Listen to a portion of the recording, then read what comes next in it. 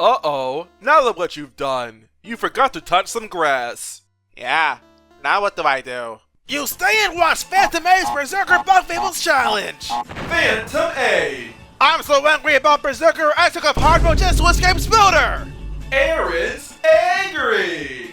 I can't use skills, items, or turn relays because of Berserker, and I'm angry about it! Or how about this? Something as basic as blocking is impossible, and I'm taking damage like mad! Hey! Get those jelly shrooms off my screen! Did I mention I'm angry? He's seething with rage. My client's gone for good, so I'm gonna show on my videos! So come on and watch some Bug Fables now! Aaron's real mad. Don't bring your kids. And remember, how match or beat anyone's phone in rage, or your time is absolutely it. Hey, what are you doing in my intro? Oh well, time for the first boss. If there is anything nice about boss fights, it is that they tend to be pretty brief. Either because we win very quickly because we do so much damage in one turn, or we lose quickly because we cannot heal ourselves and we can't really defend ourselves either. Not being able to block though makes our positioning absolutely critical. You don't want to make the same mistake I made with fighting Spooter and having V in the front when there's no reason for her to be in the front. Now, because I wasn't thinking all the way through, V was in the front, and as a result, there is a 60% chance she gets attacked. Friendly reminder, by the way, that I don't have any MP to equip medals with, so no Poison Defender, and not even a Poison Resistance medal can be equipped right now. So it's the first boss, and we're already hemorrhaging HP. Did I mention, by the way, that Spooter can attack you twice every turn? Even 4 times if you make it to phase 2 and he's in the air? Trust me when I say this hurts me way more than it hurts you. So much so that I actually lost my first attempt. And my second. What can I say? Odds do not favor us. At all. I only ended up winning when I decided to manipulate Spooter's HP by dropping him to 20 by the end of the second turn. That way, the very next turn, I was able to just wail on him. And by the time he summoned his friends, he only had 4 HP left. With or without Kabu, V and Leaf were taking this home no matter what. Still, the first boss ended up being pretty freaking rough, huh? On the bright side, we're not alone. There will be some fantastic medals to find later in the game that will be extremely useful to us. In fact, there's 5 in particular which I think are so strong, they can make up the form of Exodia. Which are those 5? Watch the video and find out. I guess what's next but chapter 2? You know that Wasp Trooper that bullies Neolith? Well, guess what? This is a no bullying YouTube channel. We whipped this Wasp Trooper's behind in 1 turn. Didn't even bother to spy on it. After all, there will be time for that later. Now back to business. The next mini-boss is gonna be Arya. So let's make like the very best Disney villain to ever live, Scar, and the first thing I did was get 2 sleep resistance medals. One from Todd by rescuing his dotted ball, and the second was paid for. With both resistance medals equipped to a single bug, they become immune to that status ailment. And sleep is a pretty dangerous status to be hit by. Now we're ready for Arya. And it's amazing. We had the worst possible RNG happen in this fight. V was constantly being targeted the entire time, both from Arya and the Venus Bud. If I hadn't invested 2 HP plexes into V as well as my 2 sleep resistance medals, our first attempt would have been a loss. But no. This time, I gotta be real, this game got played. Between the fights of Arya and Zasp and Mothova, there really isn't anything to do. So I guess we're fighting Zasp and Mothova now. Both Zasp and Mothova are capable of hitting us multiple times in a single attack. So in theory, this boss fight should actually be pretty difficult. And then Zasp went down. And then something very strange happens. Mothova, quite possibly my most hated character in the entire game, is also so far the only boss to show me any sign of kindness. First off, she could have easily finished off Kabu the first turn, but she didn't. She attacked Leaf instead. And yes, she did a lot of damage in that 1 turn, but after that, all she did was revive Zasp every turn. And because every bug has Berserker, Kabu can 1-hit KO him from the back. I was even able to get some spies in for chapter 6. Who are you and what have you done with Mothova? Guys, I'm scared. I think I'm starting to actually like her now.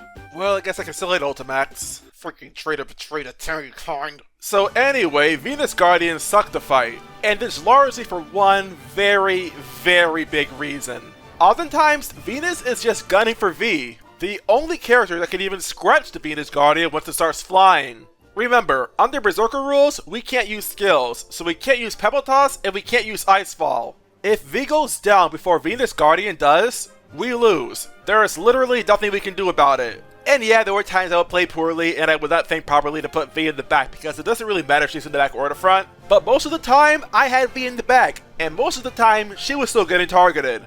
This is just mental because, as I said previously in the video, it's like a 20% chance to get targeted in the back. The fact that the spoiled pop star Moth has shown me more kindness than freaking Venus is absolutely crazy. Winning this fight required that everything would go my way. I need Venus to target only Kabu and Leaf if possible. After 6 losses to this boss, we finally managed to win. Albeit barely. 2 out of 2 artifacts collected, let's continue. Time for us to see Chapter 3. First things first, I went to the Lost Sands. Why? There's an HP plus medal to find here. I want Kabu to have as much HP as possible before fighting Mr. Scarlet, who, might I add, I completely suspected would be absolutely terrible to fight. And the first fight went about as well as I could have expected to. Remember, we can't block, so that AoE attack he has, the Blast, heals the whopping 8 HP whenever it hits us. As a matter of fact, a lot of his attacks do a lot of damage, and we can't do anything about it. We can't heal, we can't bubble shield, we can't even taunt. It sucks. It really does. Even with Berserker, we cannot match his healing if we only have 1 bug left. And yet despite this, I won on my second attempt. Why? Because the very first turn on my second attempt, Mr. Scarlet increases attack power.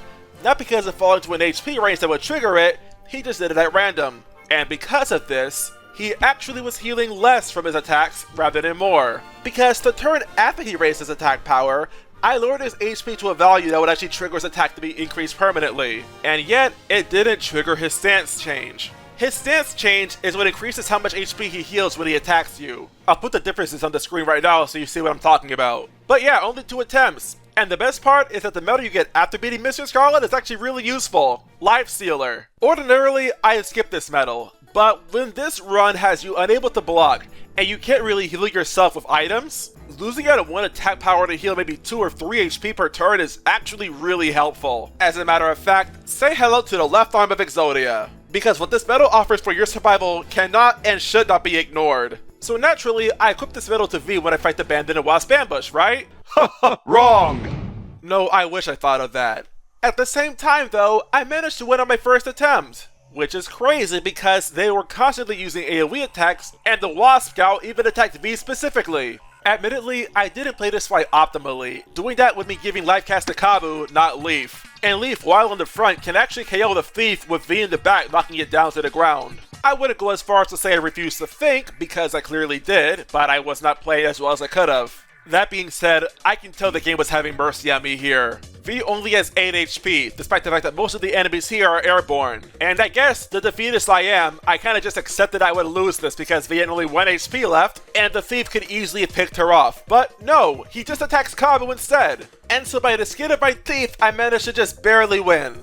So moving on, before entering the Honey Factory, there's only really 1 medal I care about, and that's Strong Start. Mainly for the benefit of having the bug with this medal equipped me in the front to attack the boss, and then position him in the back to spy. It's not that much more damage unfortunately, like only 1 more point, but it is more convenient to get to see the boss HP. And it's also without sacrificing a very strong attack too. While in the Honey Factory, there really is not much to talk about, to be honest. The bee-boops and Obama honey fights were actually really easy. As for a Honey Nation, it's practically a weaker Spooter. Yes, it can numb, but the fact of the matter is that it only has 40 HP, and with all 3 of our bugs active, we can do upwards of 15 in just 1 turn. There is a threat of being numbed, but it's not a very severe threat either. Not when by now, you have access to both the Shock Trooper and 2 numb resistance medals. Speaking of Shock Trooper, oh boy, B33. With what we know about enemies that are airborne, and in this case a boss that's always airborne until you knock it down to the ground, I was 110 expecting this boss to be where the run ended. No joke. Because the amount of RNG you need to be in your favor to avoid both the rams from the B-33 as well as the lasers from the B-33? Absolutely improbable. But it's here in this boss fight that we strike gold. If B-33 feels like it, it'll summon a bee-boop. In one of its 2 forms, it can spit out honey that can numb you, and we just so happen to have Shock Trooper at our disposal and equipped to V. By all accounts, this boss should be the absolute worst for us to deal with in this challenge, and yet it's the only chapter boss that I have not gotten a game over on. The fight was down to the wire, yes, but that's only because I forgot about equipping Life Stealer to V. And all the same, not bad for a fight that I can only use 33% of my party for. Now, before beginning Chapter 4 proper, I tried to fight Broodmother first, and this fight did not go well at all. Not only is being numb the major problem even with Shock Trooper here, but Broodmother is very unpredictable, and if she chooses to summon midgets to help her fight, we're dead to rights. First off, every time you attack Broodmother, the midgets will attack you, and that's extra damage you're taking, and you don't really have a lot of HP to go around. And B, the midgets are always airborne until you attack them. So even if you were to KO Broodmother, if V falls in battle, you can't beat the midgets. And it's only after you beat Broodmother, you have access to Miracle Matter. So I hate to say it, but we're not getting Miracle Matter yet, which can only mean Chapter 4. Beginning with Astopheles, this was actually very straightforward. Yeah, not being able to block sucked, but we had barely enough HP to survive anyway. What else is there really to say? Afterwards though, before fighting Dune Scorpion, I went to pick up some extra medals. Namely Antlion Jaws and Verse Plating. The former because we can only use their basic attacks anyway, and the latter because we can't block. Now then, Dune Scorpion is yet another mini-boss that is an AoE attack. That alone should tell you plenty. The Dune Scorpion also has a side script to help it out in the beginning of the fight, so that's not very good for Kabu. Despite these drawbacks though, I would have won if I had just a little bit more foresight. V has 10 HP, and the boulder toss does 5 damage, that's half her max. If before the last boulder toss I had V in the back and Kabu in the front, she would have survived the boulder toss with only 1 HP left. Alas, I did not think far enough ahead. The second attempt though was considerably better this time around. Mainly because the Dune Scorpion only used the boulder toss once, so this time only Kabu went down, and their boss down for the count. Now, nothing too severe happened in the sandcastle. The 3 wardens were pretty annoying because V kept getting numbed, but she did still survive to the very end, which then brings us to the Watcher. In my opinion, the hardest boss fight in this run that's required to do. In addition to being able to hit a lot of times every time it attacks us, sometimes twice per turn, it can also freeze us, in which we are completely helpless because A, we cannot block, and B, you can typically be frozen again and again. For this reason, I went and got 2 freeze resistance medals first. So my original strategy, namely having 2 freeze resistance medals on Leaf, did not really work out, because even with all that HP, you take way too much damage. And that's the thing about this challenge. Big hits aren't really as scary as taking lots of smaller hits, because those smaller hits add up and they add up quickly. Someone in my stream chat did suggest splitting up my freeze resistance medals amongst my bugs, like having one on Leaf and one on Kabu, but as you can see, if you don't have guaranteed odds, then well, what the heck are you doing? Typically while you play an RPG, you want to account for the worst case scenario. If you don't do that, then this very well may become your fate. No, the most optimal scenario is that A, all 3 of your bugs survive the entire fight, and B, the Watcher does not get times 2 attacking turns while still in his ice form. Yeah, quite frankly, I would not blame you for thinking this should be done in normal mode, not in hard mode. So many deaths. So many deaths.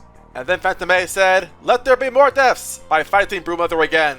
And this went on for a while, until I figured, wait, I have access to Leaf Cloak.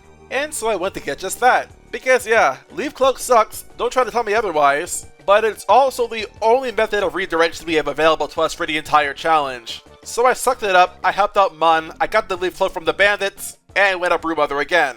Obviously gave it to V because I want her to be targeted as few times as possible. It helped. A little bit, but it helped. And eventually I managed to actually win. When no midgets were summoned, and V was only hit 1 time, of which she was able to shrug off thanks to first plating. And finally, we gained Miracle Matter. Otherwise known as one of the biggest reasons this run is even possible to begin with. The head of Exodia. And I'll demonstrate as we fight the next boss, Mother Chomper. It's you and me against the world. We attack at the dawn. Why Mother Chomper? Well, it's obvious, isn't it? We need our princess. In all of our challenges up to now, she has only ever been able to attack. As far as I'm concerned, she's a perfect fit for Berserker. Though Mother Chomper herself will not go down easy. Most of her attacks hit multiple times, and again the damage adds up extremely quickly. And like Broodmother, she comes with her own allies, in this case Chompers. So here's a fun fact for you.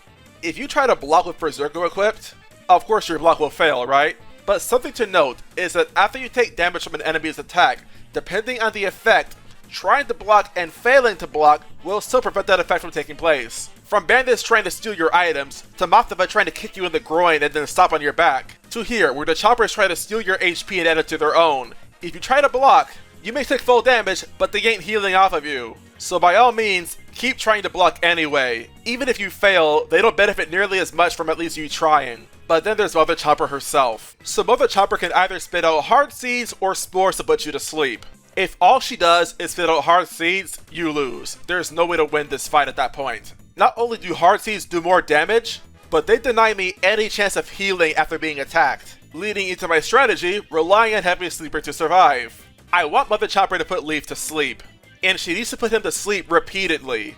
This, combined with having Kabu get revived every now and then from Miracle Matter, is the best way I can possibly use to get Mother Chopper's HP down. It also helps to manipulate Mother Chopper to have a baby Chopper spawn behind her thanks to her choppers that spawn from her, because when those try to buff Mother Chopper, the buffs only last for 1 turn, not 2. Since the counter starts from 2 when they actually apply the status to Mother Chopper, and she would attack before the baby choppers got to buff her, meaning her returns of being buffed are cut in half. No doubt there were lots of losses, but as tenacious as I am, victory was inevitable. Welcome back, Princess. I missed you so much. Partially because we have 5 Berserker bugs now. Actually no, is Princess a bug? I don't think she is. Okay, we have 4 Berserker bugs instead, and that bug is Mackie. As such, we simply overwhelmed the leaf bugs and we're on our way. Let's try our hand at the beast. The fight itself for the most part went fine. We just bash and bash and bash until the beast starts using his charge attack. And then V got knocked out, Kabu had almost no HP left, and the incoming poisonous AoE attack managed to knock Kabu out, leaving Leaf with only 1 HP left, with 15 HP to go. But despite that, this was a deathless fight. Both the defense exchange and the Lion Jaws I had on Leaf really paid off here, as he barely had the survivability to take the attacks from the beast, and we were able to trigger the 10 HP phase. From there, it was a few horde flips until the beast went down for the count. Not bad. Not bad at all. And following the beast, we had to fight Benedict Arnold. The wasps we had to help him fight really were not much trouble. We had decent defenses, and we didn't have to worry about status elements at all because the bomber didn't really use any status attacks. No, just 2 spicy bombs. And to let that matter because again, I have Life Stealer, which is really coming into effect here. Without it, I can promise you, Kabu would not be able to catch these hands. With Arnold defeated, it's time to begin Chapter 6. By now, there are tons of extremely valuable medals I have to pick up like ASAP. Namely Reflection and Prayer. Do nothing medals that increase your defense by 1 and heal you by 2 HP. Per medal, equipped to a single bug. I'm able to grab both Reflection medals right now, but I'm only able to grab 1 Prayer medal at the moment. Well, that's a lie. I can get both right now, but I just choose not to. Just 1 should be fine, I think. Just know, I get the second Prayer medal after I finish the Coliseum in this challenge. Prayer and Reflection are like the left and right legs of Exodia. You won't be getting anywhere fast without them. Continuing on, the next boss on the chopping block is the Primal Weevil. This boss can numb, but it didn't bother using any numbing attacks. No, just a bunch of lunges, which didn't amount to anything. I mean, it did summon a Weevil to help it fight, but again, did not amount to anything. That being said, this fight was not completely pointless. After all, Princess got her first KO, and that's always a reason to celebrate. And what better way to do that than fighting a bounty boss? I figured we were able to take Devourer on, so I tried it out. Yeah, I can strike multiple times in 1 attack, and it has some flash attacks to help it fight, but I figured we can still take it on. Oh, I forgot to equip Reverse Toxin. Whoops. So Devourer is possible only if you can take advantage of being poisoned. If you can't, I highly doubt you'll have the survivability to survive this fight. Though even if you get lucky in that department, you can still be very unlucky in how the Devourer can slam his head to the ground and trap Kabu inside his mouth. If that happens, well, I call this plan a bully for a reason. Once again, Miracle Matter is excellent here, because the Devourer cannot trap a bug in its mouth, even if there are 2 bugs alive, if at least one of the bugs after his attack is knocked out. We did struggle still with keeping Kabu alive because, of course, we took a lot of damage really quickly, but hey, we won, and that's all that matters. Though with how close that fight really was, it only makes sense to me now that pick up HP Core. The extra 2 HP every other turn per bug equipped to it, it'll be extremely useful in fights where we can't rely on being poisoned. In fact, I call HP Core the right arm of Exodia. So I bet you're wondering, why the are we talking about Yu-Gi-Oh? And now that we have our Exodia, it's time to duel! In the Coliseum. First fight, 4 second landers. We KO the Plumpling first turn. Second is the Mimic Spider, we get our spies, we get to level up. Time for Cross and Poi. I started up double teaming Cross. Since neither of the two used any attacks to it multiple times, we got the Moth, Viva, and Zasp relatively healthy this time around. Though I do wish we had Try and Buzz equipped because Leaf's HP was a little low for my liking.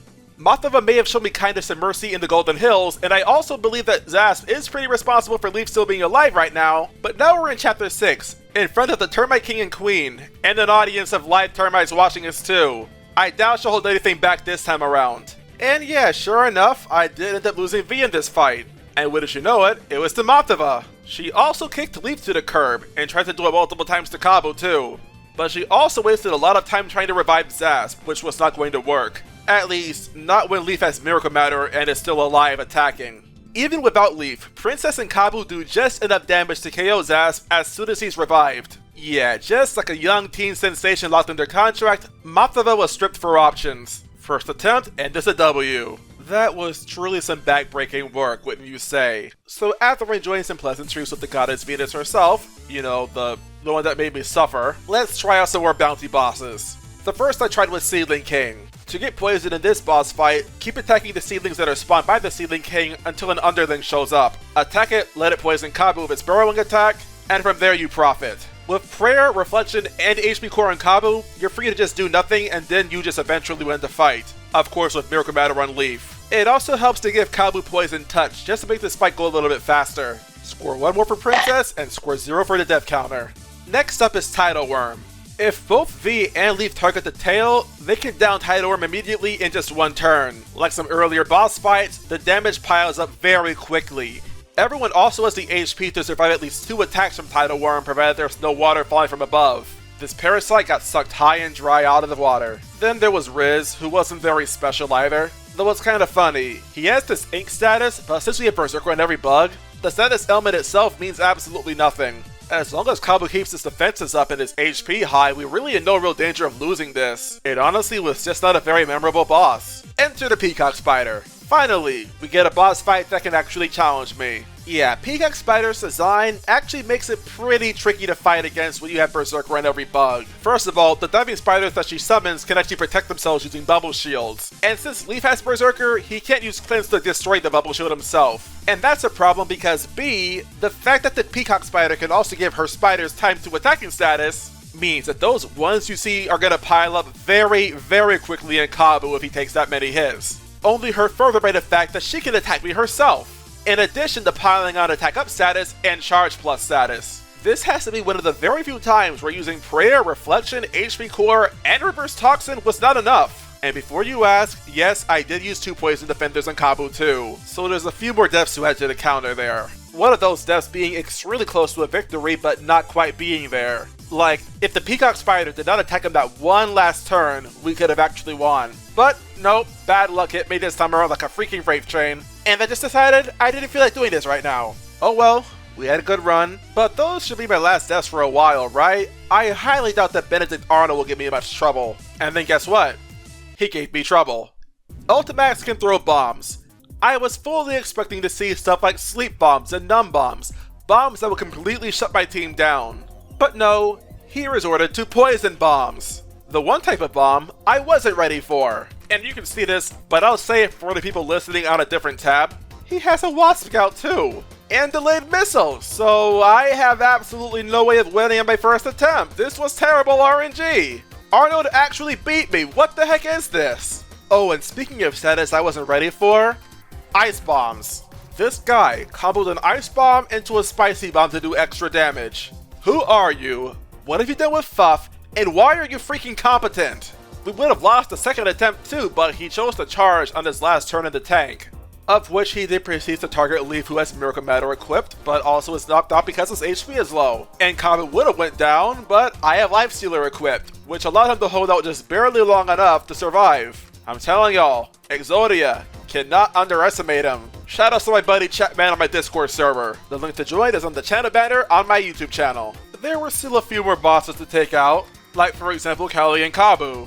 Honestly, the fact that Kabu is in the very front doesn't really mean very much, because both Leaf and V can be ranged. I just split up my HP cores and went to town on Kali. Sen and PC were not that much different either.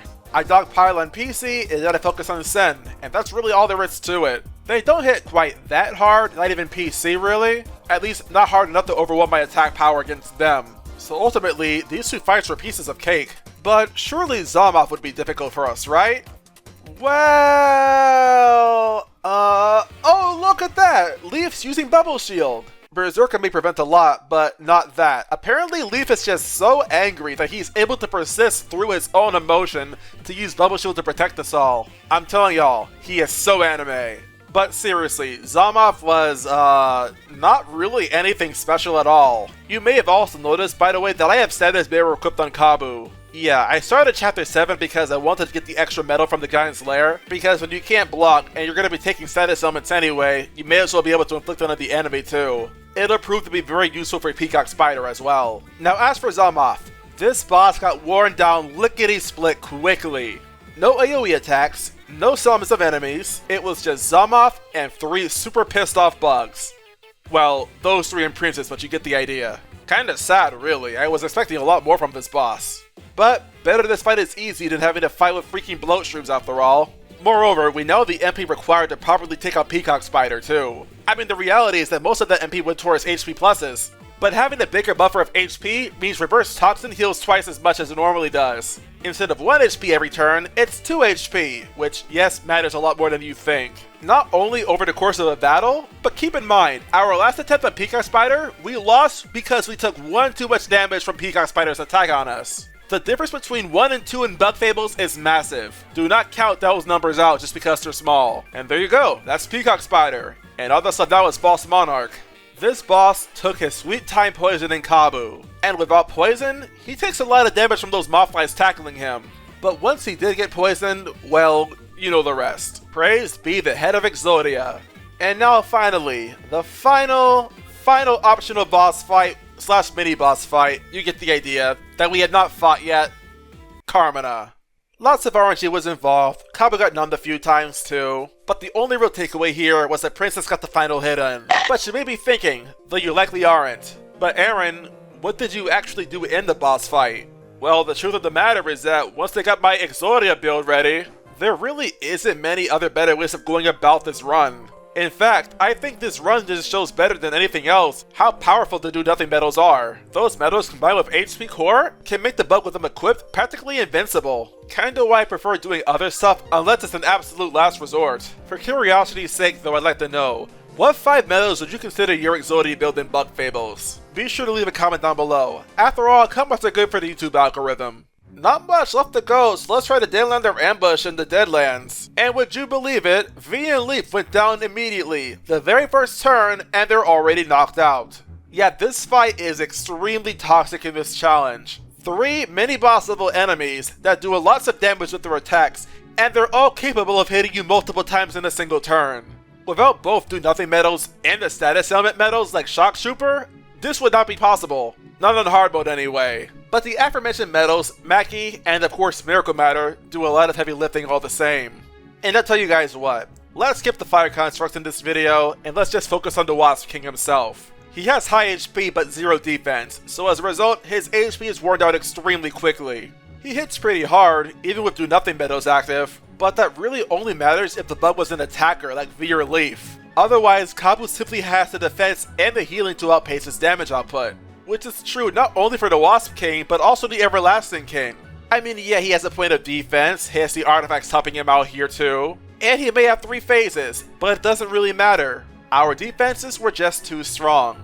Even his gradual healing did not come into effect very much. For most of the fight, I would have V knock him down, have Leaf use a very strong attack to hit him, and then have Kabu flip him back into the air. He just could not get any momentum on me. Of course, I had to give V Miracle Matter, because if I didn't and she got knocked out, well, the fight becomes impossible then. And with one final toss from V's Beamerang, well, Everlasting King, it's curtains for you. And yeah, there was the post-game fights, though they're not really anything special now. After beating the Wasp King, we get a second Miracle Matter medal to equip. And once you KO Kina, Maki's soon to follow afterwards. It helps that Kina's darts can poison you, by the way. So yeah, in reality, this fight was nothing special either. And it's a shame because it's a post-game fight. Now as for Team Slacker, I was fully prepared for this to be just like any other fight. It'll be pretty tedious, pretty long, just be a lot of doing nothing with Leaf and Feet doing all the damage. With some patience, I'd be able to win eventually, and even the bazooka would not be that, but oh my freaking god!